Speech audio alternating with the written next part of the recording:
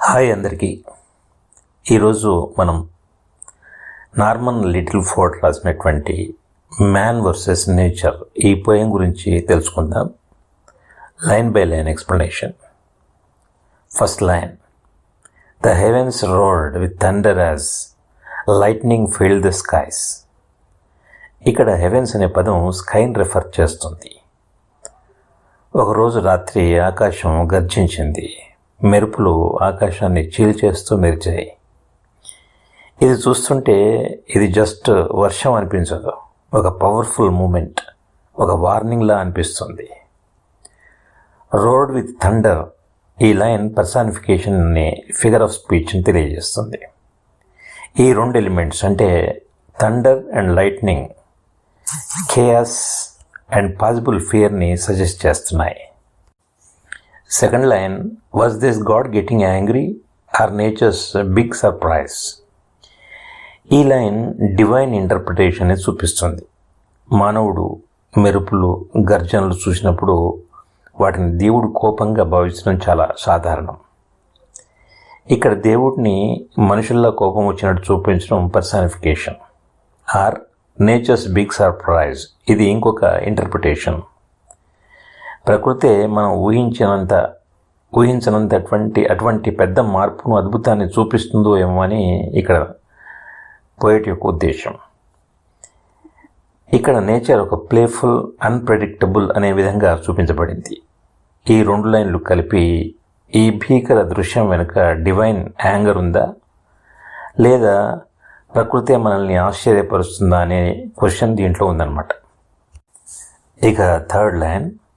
Is Mother Nature telling us the best way that she can to stop the interference and abuse she gets from man? ఈ stanza ద్వారా poet ఒక గంభీరమైన సందేహాన్ని వ్యక్తం చేస్తున్నాడు. ప్రకృతి ఈ విధంగా స్పందించడంలో ఏమైనా అర్థం ఉందా? ప్రకృతిలో మనిషి యొక్క ఇంటర్ఫియరెన్స్ గురించి, అంటే చెట్లు కొట్టేయడం, గనులు తవ్వడం, అబ్యూజ్ అంటే దుర్వినియోగం. ఇక్కడ దీని గురించి తట్టుకోలేకపోయిన నేచర్ యొక్క హెచ్చరిక దాంట్లో ఉంది. నేచర్ను ఒక తల్లిలా చూపించడం ద్వారా ఇతను పోయిట్ భావోద్వేగాన్ని కలిగిస్తున్నాడు. ఈ తల్లి మనతో మాట్లాడదగిన సాధ్యమైన విధానాన్ని ఉపయోగిస్తూ వర్షం, మెరుపు, గర్జనల ద్వారా మనకి ఏదో ఒక హెచ్చరిక ఇస్తుందా అన్న సందేహాన్ని పోయిట్ వ్యక్తపరుస్తున్నాడు. ప్రకృతి మౌనంగా ఉండదు. మనం చేసే చెడు పనులకు ప్రతిస్పందించగలదు. ఇది సింపుల్ వర్షం కాదు, ఒక వార్నింగ్ కావచ్చని సూచన దీంట్లో ఉంది. ఇక ఫోర్త్ లైన్.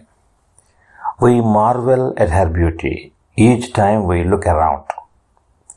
ఇక్కడ ఈ లైన్స్ చాలా పీస్ఫుల్గా మరియు హ్యాపీ ఫీలింగ్ని కలుగజేస్తాయి. ఇంతకుముందు స్టాంజాల్లో ప్రకృతి యొక్క కోపాన్ని, స్పందనను చూపించారు. కానీ ఈ స్టాంజాలో మాత్రం ప్రకృతిలోని అందాన్ని, ఆశ్చర్యాన్ని గురించి పోయిట్ చెప్తున్నాడు.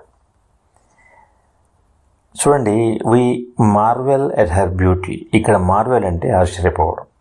మనం ప్రతిసారి ప్రకృతిని చూస్తే ఆ అందాన్ని చూసి ఆశ్చర్యానికి గురవుతాం. హర్ బ్యూటీ అంటే ఇక్కడ కూడా ప్రకృతికి పర్సానిఫికేషన్ కొనసాగుతుంది. ఆమెను ఒక అందమైన స్త్రీలా చూస్తున్నారు.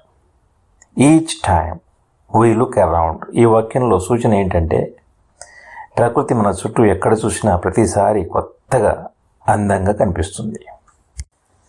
ఇక fifth line. Then dig up all her treasures from their natural burial ground. ఈ లైన్స్లో ఒక విమర్శ, ఆలోచింపచేసే భావన ఉంది. ఇక్కడ మనుషుల ప్రవర్తనపై పోయిట్ చాలా గంభీరంగా క్వశ్చన్ చేస్తున్నారు. మనం నేచర్ని ఎలా దోచుకుంటున్నామో తెలియజేస్తున్నారు. Then dig up all her treasures. ఇక్కడ ట్రెజర్స్ అంటే బంగారం, వెండి లాంటి ఖనిజాలు కావచ్చు, లేదా నూనె, బొగ్గు, విలువైన చెట్లు కావచ్చు. డిగ్ అప్ అంటే ఈ పదం చాలా బలంగా ఉంది. మృదువుగా తవ్వడం కాదు, తల్లి బట్టలు చీల్చేసినట్టుగా చుట్టుముట్టి లాగేయడం. ఇదొక లూటింగ్ లాగా అనిపిస్తుంది. From their natural burial ground అంటే ప్రకృతిలో ఉన్న ఈ ఖనిజ సంపదలు కోట్లాది సంవత్సరాలుగా బరీడ్గా ఉన్నాయి. అంటే ప్రకృతి సొంతంగా వాటిని భద్రంగా దాచిపెట్టింది.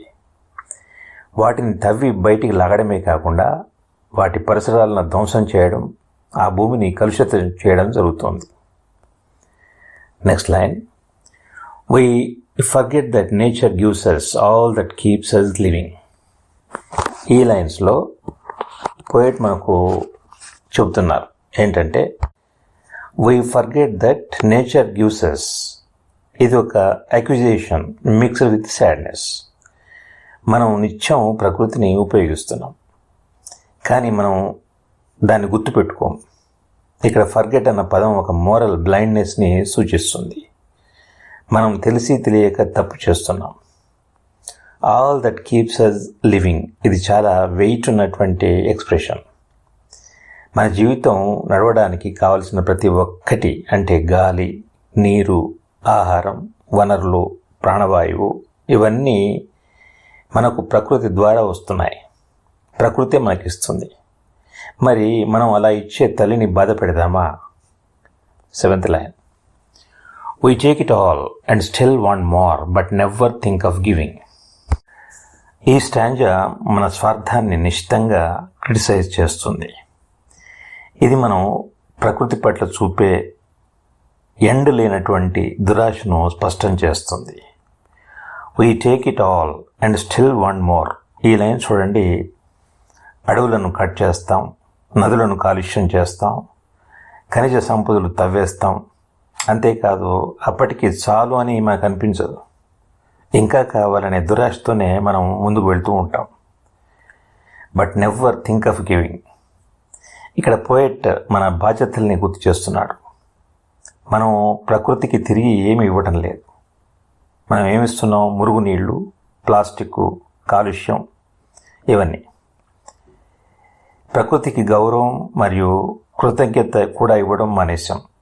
ఇది మోరల్ ఎంప్టీనెస్ని సూచిస్తుంది.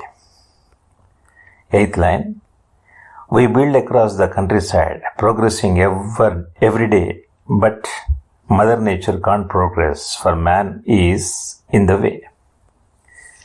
ఈ స్టాంజాలో పోయిట్ ఒక ఐరానిక్ కాంట్రాస్ట్ చూపిస్తున్నారు. మనిషి ప్రోగ్రెస్ అనేది నిజంగా డెవలప్మెంట్ కాదేమో అన్న సందేహాన్ని కలిగించేలా. we build across the countryside, progressing every day. ఇక్కడ కంట్రీ సైడ్ అంటే పల్లె ప్రాంతాలు. we build అంటే మనం అటు అర్బన్ సైడ్, అర్బన్ స్ప్రెడ్ చేస్తున్నాం మనము. ఇటు హైవేలు, ప్లాంట్లు, కర్మాగారాలు, అపార్ట్మెంట్లు ఇవన్నీ నిర్మిస్తున్నారు. మనం దీన్ని ప్రోగ్రెస్ అని పిలుస్తున్నాం. ఈ 2 లైన్లు మన టెక్నాలజికల్ అండ్ అర్బన్ డెవలప్మెంట్ని చూపిస్తున్నాయి. ప్రతిరోజు మనం ముందుకెళ్తున్నట్టు అనిపిస్తుంది. మనిషి తానే ప్రోగ్రెస్ అంటే డెవలప్ చేస్తున్నానని చెప్పి అనుకుంటాడు. కానీ దాంతో ప్రకృతికి చోటు ఉండడం లేదు. మదర్ నేచర్ కాంట్ ప్రోగ్రెస్ అంటే ప్రకృతి తన సహజ చక్రాన్ని కొనసాగించలేకపోతుంది. అడవులు పెరగలేవు, జంతువులు భద్రంగా నివసించలేవు, విత్తనాలు మొలకెత్తలేవు. For man is in the way అంటే మనిషి లిటరల్గా అడ్డంగా ఉన్నాడు, భౌతికంగా ప్రకృతిని ఆక్రమించేశాడని ఈ యొక్క లైన్ భావం. ఇక ఫైనల్ మెసేజ్ ఏంటంటే, ఇది వర్షం కాదు, ఇది ప్రకృతి పంపిన ఒక స్ట్రాంగ్ రిమైండర్. ప్రకృతిని ప్రేమించాలి, గౌరవించాలి. అంతేకాదు మనం తీసుకునే దానికన్నా కొంచెం ఇచ్చేలా బ్యాలెన్స్డ్గా జీవించాలి. లేకపోతే కాన్సిక్వెన్సెస్ ఉంటాయి. Let us care for nature before it's too late. This is the content of the poem. Thank you for watching.